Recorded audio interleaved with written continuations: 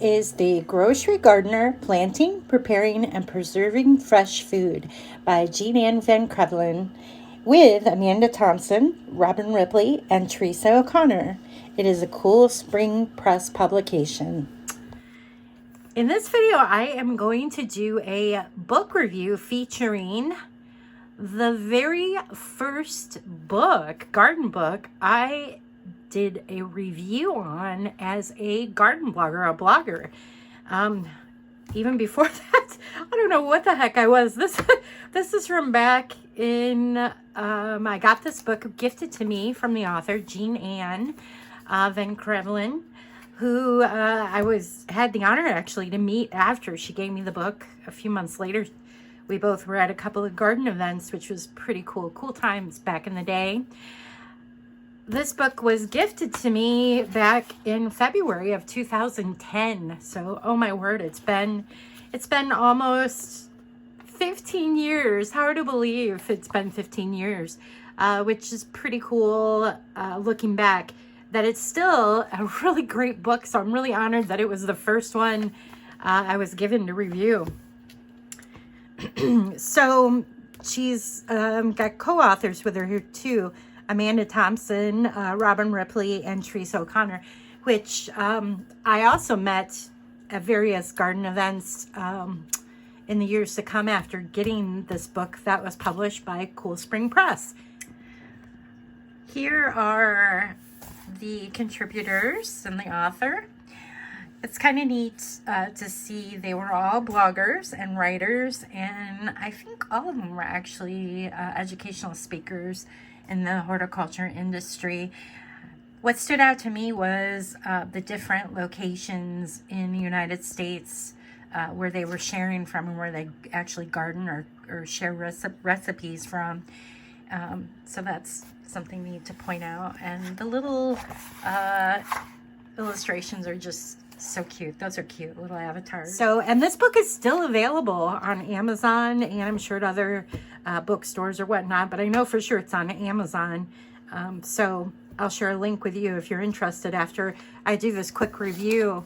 I did go on Amazon and read some of the reviews that were on there, and I was kind of shocked at the one because it actually said grocery gardening. It's a recipe book. Wrong.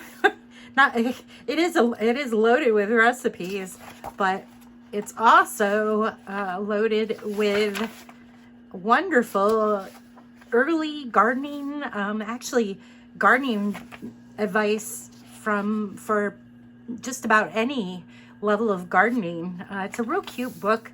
Here's the introduction. She did these cute little cartoon illustrations, or graphic illustrations. Kind of looks like a fashion model there. Real cute. I went ahead and I bookmarked a few things that were that really caught my eye, but it's a good book if you know someone who is new to gardening, and because it covers things like composting and even doing microgreens indoors. So even if you don't own property where you can garden in your yard, it shares tips on things like the seed starting and container gardening a little bit. Just a basic outline, which is really enough to get you going, especially these days.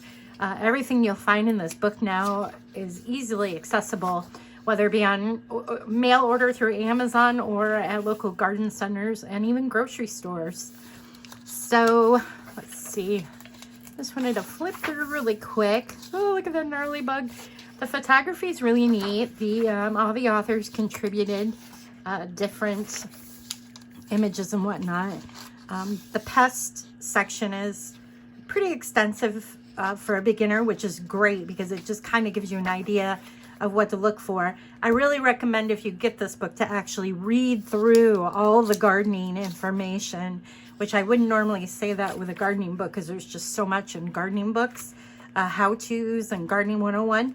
But this one, it's got the basics and really beneficial things that don't wait until your apples look like that, or your leaves are all dying on your tomatoes to read something like this. So it's a perfect time to have a book like this to read about those type of things. I really love, which back in the day I really didn't notice this too much. They have a whole section here about what to look for in the grocery store, or if you go to a farmer's market, or wherever you may buy your food, which I know today a lot of people do Insta Shopper, you know, or you can use the apps to stores and have your food brought out to you. I hate doing that. I mean, if you're sick or something, I get that. I like going in the store or the market and actually seeing what the produce looks like before I purchase it. So I do love, I really love how it just gives you some ideas what to look for as far as like the quality of produce, whether it be organic or not organic, whatever. It's really good to know where your food comes from and what's going on there, because it definitely will get you thinking about growing your own food and knowing what's in season, and just basic gardening things that will help you be able to grow your own for the most part. The tips on produce in this book are really beneficial because, let's just face it, it's pretty much impossible, especially where I live in the colder zones like Ohio, hardiness zone, 5B6, so on, and lifestyles today, to actually grow all your own food. So you will definitely have to use other resources such as a grocery store or a farmer's market. You'll find yourself thinking, you know what, I can actually grow quite a few different lettuces and herbs on my own, even this time of year, rather than going to the grocery store, just by knowing basics, which are covered in this book as well. By page 39 in the book, you'll get to the edible section, which starts going over different herbs and vegetables and fruits. I love in the herbs section how it goes over different basil. I have so much basil year round. Even in Ohio, I grow it in my hydroponics. This is a yummy little recipe. Just neat little recipes. You wouldn't have thought to make up your own little sorbet. Super easy to make. Super easy to make. And if you notice with the recipes in these sections, it also has nutrition information and growing information about various plants. Let's see, I don't want to go through every page. Spoiler alert, right? All right, here we go. Let's see. Oh, this was a neat section because I also have a lot of parsley that I grow year round. This parsley does really well in my greenhouse and the dome and in the cooler temperatures. And I also have it in my hydroponics indoors.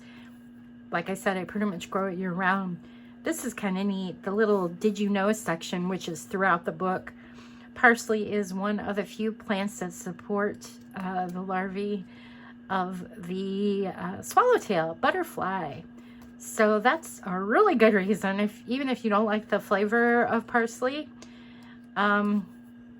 you're helping out the pollinators, and it's really neat to have swallowtails, which we actually get quite a few in my garden. It's probably because I usually take my parsley from my hydroponics when we're above freezing and put it out in my herb garden, and it continues to grow and even flowers out there because I get so much of it. I love it. So that's a little tip there. All right, let's see. I also bookmarked, there's roughly 253 some pages of information with different herbs, vegetables, fruits. Here's a neat section on apples. We get quite a few apples, and there's so many varieties today now that home gardeners can grow in their yard, even a small backyard, like the dwarf wine sap. I just love. We have that. It doesn't mention that variety in the book. However, it does give you some really great information about the apples, which is neat, and also different ways to different recipes. And it gives you some tips on preserving the apple. So you have some in the winter time. I'm just gonna flip through this. I did bookmark a couple of spots that really stood out to me. My first recipe in here was, of course, a dessert. I was just so excited to get this book. Like I said, it was the first one. And most of these people, like I said, I just knew them from being on Twitter or Facebook, probably Twitter. And it was just really cool. There's a lot of there's quite a few recipes with rhubarb, which is a good thing because rhubarb is super easy to grow. Here's strawberries. Let's see, I did a little bookmark here. What do we got? Oh, this one is about carrots, which is neat. Carrots are super easy to grow. Today, there's so many different varieties out there. And even if you can't grow them, you can go to the garden, go to the grocery store. Specifically in my area, I noticed like in the organic section, there's different types of beautiful carrots today. Years ago, like when this book came out, there was basically just the typical orange carrot that you could buy, right? But today it's kind of cool because some of these are available in the store now, but there's also a million more seeds you can grow. And they kind of discuss just basics of that here. And so, yeah, it's a neat little layout, cute little notebook kind of theme, right? Oh, I bookmarked, I bookmarked this one because another thing that I do love growing is cucumber and squash. I get lots of cucumber and zucchini and the crookneck. There's so many different varieties of squash out there. So I bookmarked that because they actually do have some neat growing tips. And oh, here's a butternut squash. That sounds yummy. I do not grow butternut squash. I just get it from the market or the grocery store. My friend does actually grow her own. Cucumbers, great section on that because I get so many cucumbers this year, all grown from a seed I got for like 10 cents. Seriously, I had so many cucumbers. Ate most of them fresh. I should have done some pickles, but I didn't. Bummer. Anyhow, this is the book. Giving you an idea here. I hope I didn't give too much here. Oh, peas. That's why I bookmarked this, to remind myself I need to start some peas. Peppers, tomatoes. Oh my gosh. So, isn't that funny? When I got the book, I never would have imagined I'd be doing a video review. Here we are, almost 15 years later. It's a classic. Everything's pretty much up to date still with basic. And actually, in my situation here, as far as finding different varieties, they actually mention a few different varieties of vegetables in here, and even fruit that back then I really couldn't find in this area, even in a seed, which usually if you want to grow something unique, which is still today, if you want to find unique vegetables or fruits or herbs, usually it is by purchasing seed and growing it yourself, just because garden centers can't carry every single plant, right? But anyhow, everything, just about every vegetable I see in here or herb that's mentioned, I can find locally, which is nice. So really the only time difference here is that there are new varieties out today that obviously are not mentioned in here, but the recipes you could basically use the same. And like I said, the preservation tips in the back,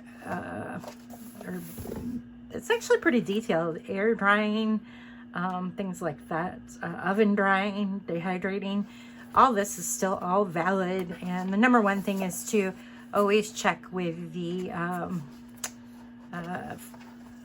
website for the official USDA information on canning, just for the latest information on what's safe and whatnot. But yeah, there it is. And I hope you consider getting this, not only for the recipes, But like I said, this book is, I would call it a classic. And there you have it. Thanks for checking out my video today. You can find this and other creative living ideas on my website at brenhaas.com. I hope to see you there.